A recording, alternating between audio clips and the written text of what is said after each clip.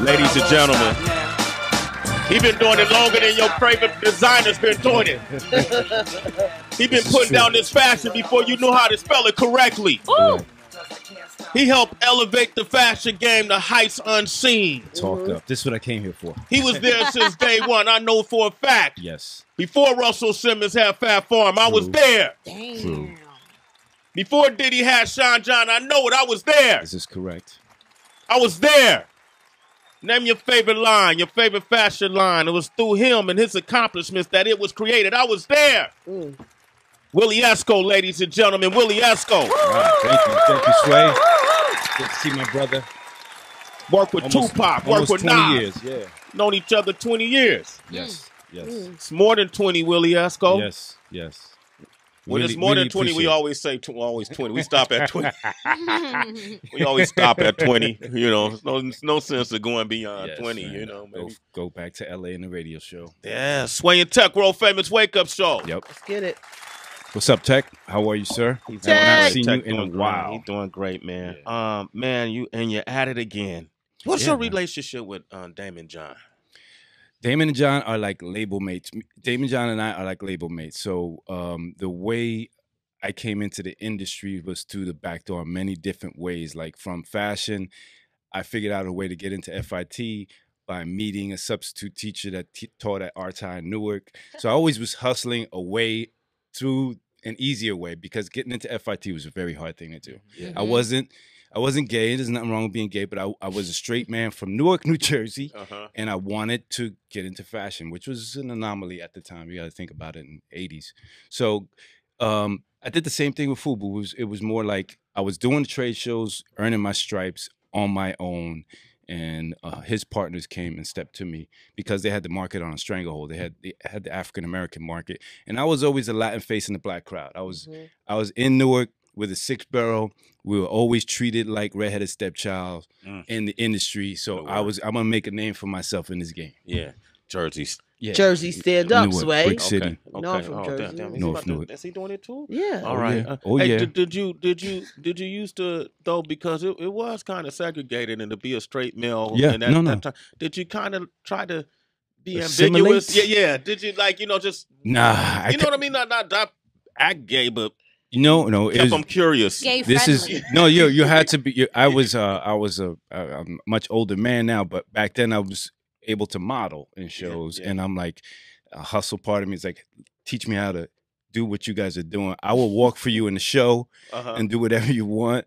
Shout out to Essex County College and everything they do there. They've been doing that for 25 years. So I walk in the show and I knew I did not want to actually sew the garment. I wanted to know how to sew the garment and tell people how to sew the garment. Okay. So it was just, and I was a graffiti artist and I was doing just what was organic to me. Okay. But never sold. I had a girlfriend. I would tell them like, I'm sorry you're hitting on me, but I got a girlfriend. Like, I'm flattered. But that was basically how I kept them at bay. But I also appreciated the knowledge. Yeah. And nowadays it's crazy because it's come full circle. It's very cool. It's great to see. Like I tell all my older designers. And I'm like, everything you guys were doing 20 years ago is acceptable now. It's cool. And I appreciate to see that. Okay. The market. You got a new project you've been doing. Yeah. This is amazing too, man. You got to talk about it, man. What's dropping this Friday is the second portion of what we've been doing with Coogi and Puma. People at Puma. Back in the day, there was maybe 3 brands. Nike wasn't hot yet. Adidas was on fire. Puma had the marketplace, in our part of the hood. And if you could wear some green Pumas with a white stripe, you were really getting it. White on whites were normal.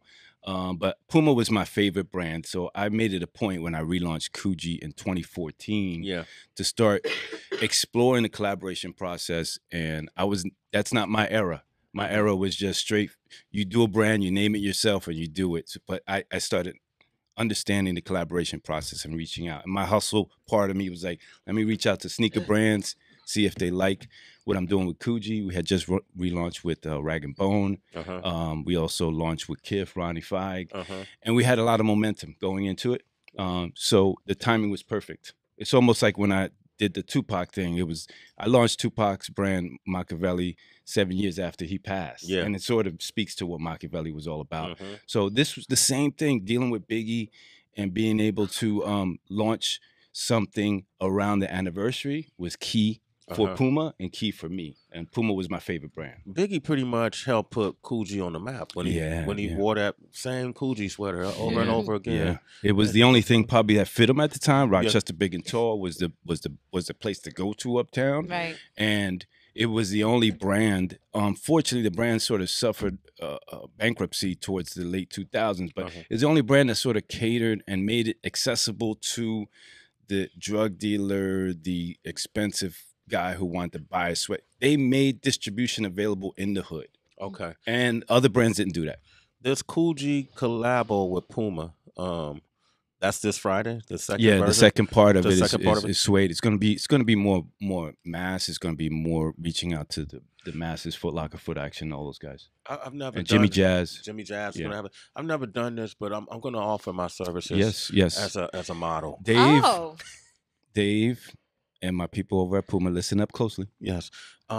If you get me the special edition, yes, I will wear them in the outfit at Soundset this weekend in Minneapolis. Oh. Yes. And Sneaker Box Clyde. 30,000 40 now. It's 40,000 people will be in the audience, and Heaven B and I will be hosting it. Yes. And they're gonna see these sneakers, and these kids are gonna go wild. They did everything. We did a whole collection capsule. Hopefully I can pull off the outfit though, Willie. You know me. Killer I'm a little subtle, baby. Yeah, you are. You I'm are. kind of subtle, man. You know, but we'll see what we do. I could definitely do the shorts and the sneakers, but sometimes the top be much.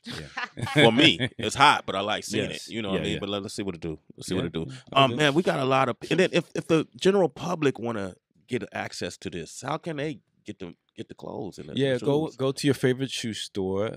It should be accessible to everybody. Now, the first round was on his anniversary of his death. We launched a very small capsule. And kept it very exclusive, family, friends, and people that were in connection with the culture that sort of are influencers. Okay. So this time around is more of a toned down look. It's all black sneaker, a little bit of splash inside and on the form stripe. So that way we feel we're going to reach more people, and sort of for the flashy guy that don't want a whole Coogi sneaker on their feet, it's more accessible to them. And some of the stuff we dropped in March. Let's have them flood a website that they can go on with. Yeah, you go to Puma.com. You can go to Coogi.com. Definitely check out our Instagram feeds. Yeah. You can check out my Instagram feed at Willie_Esco to see what I'm developing, what I'm working on next with Puma. A lot of exciting things, a couple other brands. I'm multitasking, so you know how to. Willie, I already know. I'm about to be dressed up this summer, kid. Willie_Esco. But go flood Puma. They'll appreciate that. Definitely flood Puma. Okay. Puma and Coogi. Coogi will definitely love it. Coogi will love it too. They may be out though. You got a lot of questions. 888-742-3345. What you want to know about this fashion world? Call us. Oh yeah. Shade for 5, Sway in the Morning. Willie Esco is here. Talking about Coogi, clothing line, Puma. Collaboration.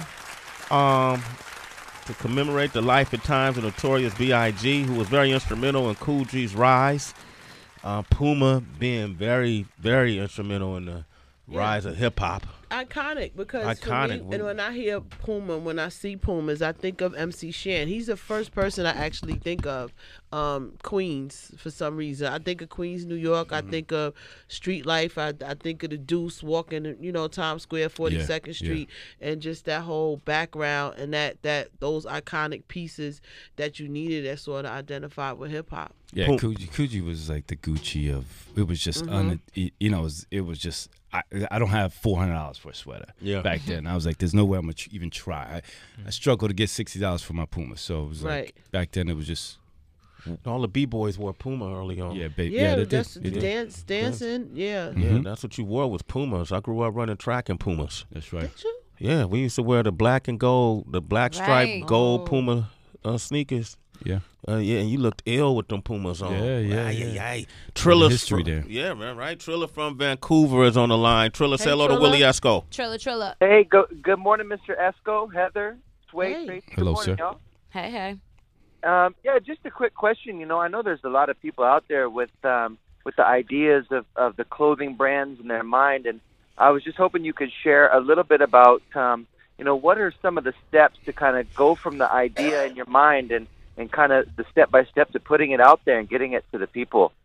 Just wanted to hear your story about that. Well, my story was a little bit antiquated. Nowadays, you can go on YouTube and get self-educated, which is normally what I do for even changing something in my sink or something. But back then, I did a lot of research in the library, going to the library, figuring out what I had natural instincts as a graffiti artist. So that kicks in automatically. Color sense kicks in. I wanted to make a way for my life legally. Yeah. You know what I mean? I couldn't make money as a graffiti artist all my life. So, and I like clothes. So I learned where I needed to learn. And again, it was only through information that was available to me at the time, but there was no internet. So how did you go from an idea on a piece of paper to a T-shirt or a jean jacket? Basically, you learn how to create the standard images that the industry uses, which is back then it was called CADs. So I created a T-shirt silhouette, and I started drawing on top of it. So basically, it was my graffiti art on top of a silhouette, and I felt like I was doing something. So you learn what the terminologies are, what the industry uses, and practice. Put it on paper. Even it may not look good, it may look hairy, it may look horrible, but you got to keep practice. It's a muscle in your mind and in your hands, and you got to just keep practicing.